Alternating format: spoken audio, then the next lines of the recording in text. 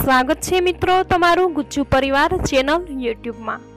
आज आपणे बात करीशुं श्राद्ध में कागड़ा ने ज भोजन शा माटे। भादरवा सुद में आवता 16 दिवस ने श्राद्ध पक्ष कहे छे। पितृओने तर्पण करवा भोजननो अमुक अंश पितृओने कागवास द्वारा अर्पण करवामां आवे छे।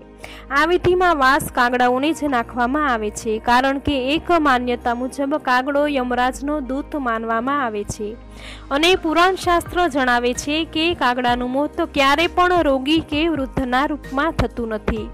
तेनुं मोत आकस्मिक ज होय छे अने ज्यारे कोई कागड़ो मरे छे ते दिवसे कागड़ाना साथी भोजन करता नथी, तेमज हमेशा तेमना साथीओ साथे मळीने ज भोजन करे छे। कहेवाय छे के पितृपक्ष दरमियान पूर्वजो कागड़ानुं रूप धारण करीने पृथ्वी पर आवे छे। आ वातनुं वर्णन विष्णु पुराणमां वर्णव्युं छे। आ माटे 16 दिवस कागड़ाने भोजन कराववामां आवे छे।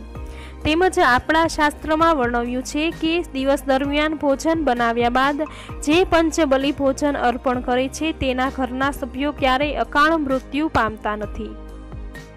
आ पंचबली एटले के गाय, कूतरा, कागड़ा अने कीड़ी अने पोताना इष्टदेव ने भोग कर्या पछी ज पोते जमे छे। आनी पाछळनुं एक रहस्य ए पण छे के गाय पृथ्वी तत्व साथे जोड़ायेली छे, कूतरो जल तत्व साथे, कागड़ो वायु तत्व साथे, देवता आकाश तत्व साथे अने कीड़ी अग्नि तत्व साथे। आम पंचबली ने भोग चढ़ावानो मनुष्यनो अधिकार आपणा शास्त्रमां बताव्यो छे।